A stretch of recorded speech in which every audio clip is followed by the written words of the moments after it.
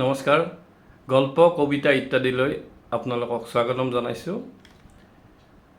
আজি মই এজন মানুহৰ কথা আলোচনা কৰিম। সেই মানুহজনৰ নাম হ'ল ঈশপৰ সাধু আপোনালোকে নিশ্চয় শুনিছে। হয়তো মানুহ নাই পৃথিৱীত বা আমাৰ দেশত যে ঈশপৰ সাধু পঢ়া নাই বা শুনা নাই। যেনেকৈ বীৰবলৰ সাধু, যেনেকৈ মল্লা নাছিৰুদ্দিনৰ সাধু, ঠিক তেনেকৈ ঈশপৰ সাধু। ঈশপ কোন আছিল? ঈশপ আছিল এজন গ্ৰীচ দেশৰ নাগৰিক আছিল। তেওঁ পঢ়া শুনা সিমান শিক্ষিত মানুহ নহয়, কিন্তু কি কৰিছিল, তেওঁ সাধু কৈছিল, বুদ্ধিয়ক আছিল, দেখাত ধুনীয়া নাছিল, অকণমান কোজা আছিল, হাত ভৰিবিলাকো অসাধাৰণ অকণমান ভাজ আছিল, কিন্তু তীক্ষ্ণ বুদ্ধিসম্পন্ন আছিল আৰু কল্পনা শক্তি আছিল প্ৰবল। কথা বতৰাত আছিল পাকৈত আৰু তেওঁৰ কথা বতৰাই মানুহক মুগ্ধ কৰিছিল। গতিকে যেতিয়া জনসাধাৰণক তেওঁ যেতিয়া কথা বা গল্প কয়, তেতিয়া জনসাধাৰণে খুব ভাল পাইছিল আৰু গল্পবিলাক নীতি শিক্ষামূলক আছিল। সেইকাৰণে গল্পবিলাক খুব লোকপ্ৰিয় আছিল। ঈশপৰ দিনত দাস প্ৰথা আছিল। দাস প্ৰথা মানে নিশ্চয় গম পাইছে, মানে ধনী মানুহবিলাকে, সাধাৰণ কথাত ধনী মানুহবিলাকে কি কৰিছিল, দাস মানে তেওঁলোকৰ দুখীয়া কিছুমান মানুহক কিনি লৈছিল আৰু তেওঁলোকৰ দ্বাৰা কাম কৰাইছিল। গতিকে ধনী মানুহে বজাৰৰ পৰা মানুহ কিনি নানা কামত লগাইছিল। সেইটো হ'ল দাস প্ৰথা। আৰু ঈশপ আছিল এজন কৃতদাস। ঈশপ, তেওঁৰ মালিক আছিল জনাথন নামৰ এজন গ্ৰীক বেপাৰী। জনাথনে ঈশপক ভাল পাইছিল, খুব ভাল পাইছিল, মৰমো কৰিছিল আৰু ঈশপেও জনাথনক খুব প্ৰাণ ঢালি সেৱা কৰিছিল। আৰু যেতিয়া জনাথন সন্তুষ্ট হ'ল, বহুত দিন জনাথনক তেওঁ সেৱা কৰিলে, সকলো কাম কৰি দিলে জনাথনক, আৰু অৱশেষত জনাথনে কি কৰিলে, এদিন ঈশপক মুক্ত কৰি দিলে, মানে দাস নাই আৰু। তেতিয়া মুক্তি পাই তেওঁ স্বাধীনভাৱে জীয়াই থকাৰ আৰু প্ৰতিভা যে আছে, তেওঁৰ গল্প কোৱাৰ প্ৰতিভা, তেওঁৰ বুদ্ধি আছে, সেই প্ৰতিভা তেওঁৰ বিকাশ হোৱাত সুবিধা হ'ল। গল্প কোৱাৰ অসাধাৰণ ক্ষমতাৰ বাবে ঈশপক সকলোৱে ভাল পাইছিল আৰু ৰস লগাই উপদেশমূলক গল্প তেওঁ কৈছিল আৰু সেইকাৰণে সকলো শ্ৰেণীৰ মাজত তেওঁ আকৰ্ষিত হৈছিল।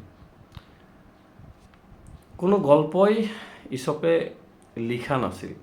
তেওঁ কি কৰিছিল, চব মুখে মুখে কৈছিল, মুখে মুখে চলিছিল ঈশপৰ গল্প। আৰু এনেকৈ মুখ বাগৰি বাগৰি ইখন দেশৰ পৰা সিখন দেশলৈ ঈশপৰ গল্প গৈছিল। তেতিয়া যেতিয়া ঈশপৰ গল্পবিলাক চলিছিল, তেতিয়া আমাৰ দেশত যেতিয়া গৌতম বুদ্ধই যেতিয়া ধৰ্ম প্ৰচাৰ কৰি ফুৰিছিল, তেতিয়া ঈশপৰ সাধু চলিছিল তাত মুখে মুখে, এতিয়াৰ পৰা প্ৰায় ২৫০০ বছৰ আগত। ঠিক আছে। তো ঈশপৰ গল্প বা গল্প কোৱাৰ কৌশলৰ কথা লিডিয়া আছে যে, লিডিয়াৰ ৰজা ক্ৰয়েচাছ নামৰ ৰজা তেওঁৰ কাণত পৰে আৰু তেওঁ ঈশপক মাতি নিয়ে আৰু তেওঁক সভা পণ্ডিত বনায়। ঈশপৰ মৃত্যুৰ ঘটনাটো অৱশ্যে বেদনাদায়ক। বহুত ধৰণৰ কথা আছে ঈশপৰ, ২-৩ ধৰণৰ কেনেকৈ তেওঁৰ মৃত্যু হ'ল, কিন্তু প্ৰায় একেধৰণৰে কথা। এবাৰ বোলে ঈশপৰ যিজন ক্ৰয়েচাছে ঈশপক কি কৰিলে, কোনোবা তেওঁৰ এখন ঠাইত দুৰ্ভিক্ষ হৈছে, গতিকে ঈশপক পঠাই দিলে সাহাৰ্য দিবলৈ। ঈশপ গৈ দেখে যে দুৰ্ভিক্ষ হোৱা নাই, সেই ঠাইখনত দুৰ্ভিক্ষ হোৱা নাই। যেতিয়া দুৰ্ভিক্ষ হোৱা নাই, তেতিয়া ঈশপ যিহেতু সৎ মানুহ আছিল, তেওঁ ৰজাৰ ধন এনে কিয় খৰচ কৰিব, তেওঁ গুচি আহিল, সাহাৰ্য নিদিওঁ বুলি ক'লে। যেতিয়া সাহাৰ্য নিদিওঁ বুলি ক'লে, তেতিয়া সেই তাৰে মানুহখিনিৰ খং উঠি প্ৰথমতে তৰ্কযুদ্ধ হ'ল, তৰ্ক কৰিলে, তেওঁৰ লগত মাৰপিট কৰিলে, তাৰপিছত মাৰি তেওঁক মাৰিয়েই পেলালে। এই এটা কিংবদন্তি, মানে বহুত আগৰ কথা, মুখে মুখে চলি আহিছে যে ঈশপৰ তেনেকৈ মৃত্যু হ'ল। আৰু এটা ঠাইত কোৱা হৈছে যে নহয়, ঈশপে কি কৰিছিল, ৰজাৰ প্ৰতিনিধি হিচাপে তেওঁ এখন ধৰ্মসভালৈ গৈছিল আৰু ধৰ্ম আলোচনাত তেওঁৰ ভাল লগা নাছিল আৰু তেওঁ সেই যিখিনি কথা ভাল লগা নাছিল তেওঁ কৈছিল যে এনেকুৱা ভাল লগা নাই। যেতিয়া ভাল লগা নাই মন্তব্য কৰিছিল তেতিয়া তেওঁক ধৰ্মদ্ৰোহী বুলি কৈছিল, আৰু সেইখিনি কোৱাৰ পিছত সেইখিনি মানুহে তেওঁক কি কৰিছিল, মাৰিছিল, আৰু মাৰি মাৰি তেওঁক মাৰিয়ে পেলাইছিল। এনেকুৱা কথাও শুনা যায়। সেই যি কি নহওক, ইছপৰ মৃত্যুৰ প্ৰায় 200 বছৰ পিছত গ্ৰীচ দেশৰ এজন পণ্ডিত তেওঁ কি কৰিছিল, এই গল্পবিলাক, ইছপৰ যে মুখে মুখে চলা গল্পবিলাক তেওঁ কি কৰিছিল, লিখি উলিয়াইছিল। লিখি উলিওৱাৰ পিছত পৰৱৰ্তী সময়ত বেব্ৰিয়াছ নামৰ জ্ঞানী মানুহ এজনে প্ৰথমখন সংকলন ওলাইছিল, কিতাপ আকাৰে প্ৰকাশ ওলাইছিল। কিন্তু হ'লে কি হ'ব, এই কিতাপখন ওলাইছিল কিন্তু মানুহে কি কৈছে, গল্পবোৰ লাহে লাহে পাহৰি গৈছিল। কিন্তু 1840 চনত গ্ৰীচ দেশৰ মন্দিৰ এটাৰ মিউজিয়ামত সেই সংকলনখন তাৰে এটা কপি ওলায়। যেতিয়া কপিটো ওলাল আৰু মানুহে কি কৰিল, ইছপৰ গল্পবিলাক মুখে মুখে আকৌ চলিব ধৰিলে, আৰু তাৰপিছত লাহে লাহে যিহেতু ছপা আখৰতো ওলালে, গল্পবোৰ পুনৰ মানুহে পঢ়িলে, আৰু ইখন দেশৰ পৰা সিখন দেশত গল্পবিলাক কি হ'ল, পপুলাৰ হ'ল, জনপ্ৰিয় হ'ল। আৰু সেইকাৰণে পৃথিৱীৰ প্ৰায় 300মান ভাষাত ইছপৰ সাধু ভাঙনি হৈছে। গতিকে ক'ৰ মানুহ আছিল, গ্ৰীচৰ মানুহ আছিল, গ্ৰীক আছিল। সেই গ্ৰীচৰ পৰা আহি আহি আমাৰ ভাৰততো কম পপুলাৰ হোৱা নাই। আমি পঢ়িছোঁ, সৰুতে পঢ়িছোঁ ইছপৰ সাধু। বিশেষকৈ নীতি কথা তাত আছে, সৰু সৰু গল্প আছে।